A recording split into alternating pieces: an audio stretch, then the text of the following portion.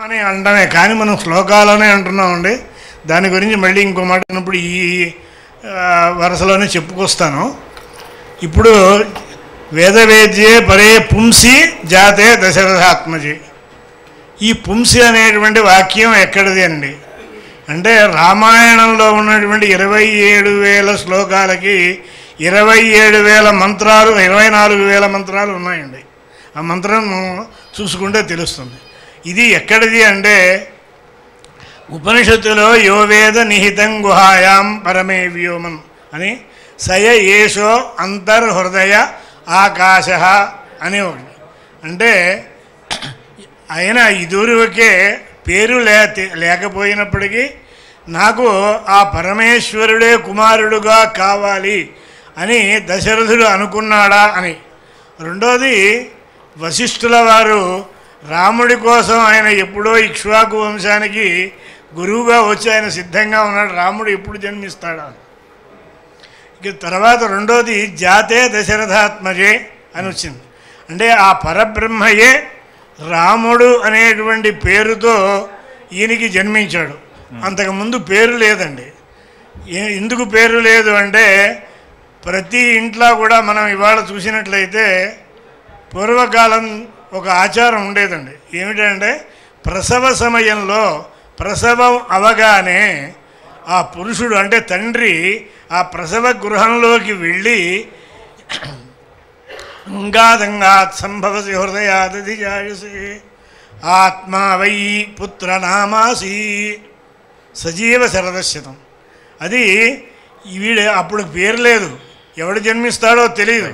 నాకు పుత్రుడు కావాలనో కుమార్తె కావాలనో అనుకుంటూ ఉంటాం.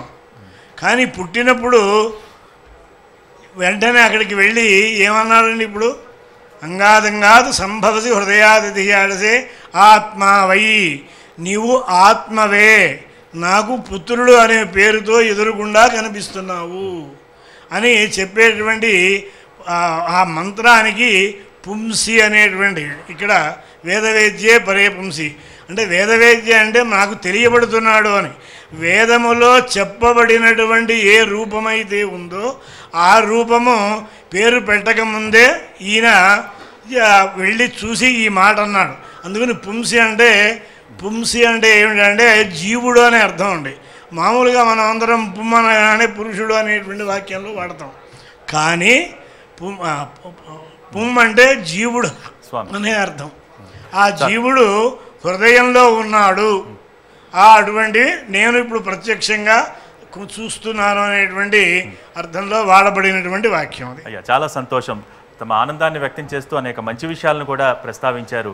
తర్వాత విహెచ్పి నేత డాక్టర్ జి వెంకటేశ్వరరాజు గారు. వెంకటేశ్వరరాజు గారు, నిజంగా ఇందాక మనం చెప్పుకున్నట్టు వారు చెప్పినట్టు రేపు పట్టాభిషేకం జరుగుతుందంటే దశరథుడు ఎంత ఆనందపడ్డాడో ఈరోజు మనం అంతే ఆనందపడుతున్నాం, అంతకంటే ఎక్కువ ఆనందపడుతున్నాం అని. ఇన్నేళ్ల సాకారంలో కళ సాకారం చేసుకోవటంలో ఎన్నో పోరాటాలు చేశారు కరసేవకులు కానివ్వండి, ఆ రోజు శిలాన్యాస్ నుంచి ఈ రోజు వరకు. కానీ దీంట్లో రాముడు అసలు ఉన్నాడా, అసలు రామాయణం నిజమేనా, రామచరిత్ర అది కల్పిత పాత్ర అని ఇంత చర్చ చేసేశారు. కాబట్టి ఏంటి ఈరోజు ఇంత కళని మనం సాకారం చేసుకున్న శుభవేళ మీ ఆనంద క్షణాలు ఏ విధంగా ఉన్నాయి? అయ్యా మైక్ తీసుకో. రామాయ రామభద్రాయ వేదసే రఘునాథాయ నాథాయ సీతాయా పతే నమః. నిజంగా శ్రీరామ రామ రామేతి రమే రామే మనోరమే సహస్రనామ తత్తుల్యం రామనామ వరాననే. ఆనాడు విక్రమాదిత్యుడు భవ్యంగా కట్టినటువంటి ఆ 2 అంతస్తుల ఏదైతే భవ్యమైనటువంటి మందిరాన్ని 1528వ సంవత్సరంలో బాబరు మీరు బక్షికి చెప్పి దాన్ని ధ్వంసం చేయించినటువంటి సందర్భంలో అప్పటి నుంచి ఇప్పటి వరకు నేడు 22వ తారీఖు నాడు ప్రాణప్రతిష్ఠ కాబోతున్న రామ్లలా విగ్రహం ఏదైతే ఉందో, విగ్రహం అని కాదు రామో ధర్మహవాన్ విగ్రహ, అటువంటి ధర్మాన్ని ప్రతిష్ఠ చేసుకుంటున్నటువంటి సందర్భంలో 74వ యజ్ఞం అనుకోండి, యుద్ధం అనుకోండి, 74వసారి ఇది మనం సాకారం చెందినటువంటి పరిస్థితి. దాదాపుగా రవి అస్తమించిన బ్రిటిష్ సామ్రాజ్యవాదులను పారదోలడానికి 4 లక్షలకు పైగా రక్త తర్పణం చేసిన తర్వాత, అమరవీరులైన తర్వాత మనం ఏదైతే స్వాతంత్ర్యం సంపాదించామో, అదేవిధంగా ఈరోజు ఈ యొక్క సాకారం పొందడానికి మనం 4 లక్షలకు పైగా రామభక్తులను రక్త తర్పణం ఇచ్చినటువంటి ఆ యొక్క చరిత్రలో ఇప్పుడు మనం ఈ సాకారం పొందుతున్నాం. నిజంగా ఒక విషయం చెప్తున్నాను, మీరు అన్నది నిజం, అక్షరాల నిజం. రాముడు ఎక్కడ పుట్టాడు, రాముడు ఏ ఇంజనీరింగ్ కాలేజీలో చదివాడు, రాముడు ఏమి చదివి ఆ యొక్క తలైమన్నార్ నుంచి ధనుష్కోడి వరకు కట్టినటువంటి ఆ రామ వారధిని ఎలా కట్టాడు అని చెప్పేసి అడిగినటువంటి ఒక ప్రబుద్ధులు ఉన్నటువంటి ఈ లోకంలో, ఈ రాజ్యంలో, ఈ కలియుగంలో ఇప్పుడున్నటువంటి పరిస్థితులలో నిజంగా ఇంకొక విషయం జ్ఞాపకం చేసుకోవాలి. ఏ రోజైతే సుప్రీంకోర్టులో ఉన్నటువంటి దానికి ఆ యొక్క రామ వారధిని తీసేయాలనేటువంటి చెప్పినటువంటి కొంతమంది ప్రబుద్ధులు కూడా అదేవిధంగా ఆ యొక్క రామ వారధిని తీసేస్తే ఆనవాళ్ళు పోతాయి అనేటువంటి భావనతో 22 మందికి పైగా సుప్రీంకోర్టులో లాయర్లను పెట్టి తీసేసేటువంటి, అంటే లేదు రాముడు లేదు, అభూత కల్పన, పురాణాలు పుక్కిడి పురాణాలు చెప్పినటువంటి ఈ రోజు ఎవరైతే అన్నారో వాళ్లకు బుద్ధి చెప్పేటువంటి విషయంగా ఆ రాముని యొక్క ఆశీస్సులతో, ఆ పరమ పవిత్రమైనటువంటి భగవంతుల అందరి కూడా ఆశీస్సులతో ఈరోజు మనం భవ్యంగా దివ్యంగా ఆ రామ మందిర ప్రతిష్ట, రామలలా ప్రతిష్ట జరుపుకోబోతున్నాం.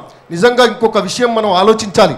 ఏ రోజైతే రాముడు సీతా సమేతంగా అయోధ్యకు వేంచేసినటువంటి సందర్భంలో ఎంత భవ్యంగా ఆ రోజు భక్తులందరూ కూడా వేణోళ్ళ ఆయనను పొగుడుతూ చేసినటువంటి ఆనందోత్సాహాలతో చేసినటువంటి ఉత్సాహాలు ఏవైతే ఉన్నాయో ఈరోజు మనం ఒక భారతదేశంలోనే కాదు దాదాపుగా 132 దేశాలలో ఈరోజు రామనామ జపం జరుగుతూ ఉన్నది, రామ సంకీర్తనలు జరుగుతున్నాయి, రామ కథలు జరుగుతున్నాయి. ఇవాళ నిజంగా ఎవరైతే అడిగారో, ఎవరైతే ఇంకొక ముఖ్యమైనటువంటి విషయం, ఈరోజు నిజంగా చాలామంది ముగ్గురు ఖలిస్తాన్ వాళ్ళు దొరికారు, వాళ్ళని తీసుకెళ్ళి అరెస్ట్ చేశారు, ధ్వంసం చేయాలి అనేటువంటి ఉద్దేశంతో చాలామంది చూస్తూ ఉన్నారు ఈరోజు. కానీ రాముని యొక్క ఆశీస్సులతో ఈరోజు బ్రహ్మాండంగా భవ్యంగా రేపు రాబోయే 22వ తారీఖు నాడు భవ్యంగా ఆ యొక్క రామ్లలా విగ్రహ ప్రతిష్ట కాబోతున్నది. నిజంగా రామ భక్తులనే కాదు ప్రపంచం మొత్తం కూడా ఎదురు చూస్తున్నటువంటి ఆ క్షణాలు, ఆ ఆనందదాయకమైనటువంటి క్షణాలు అంతా రామమయం, జగమంతా రామమయం.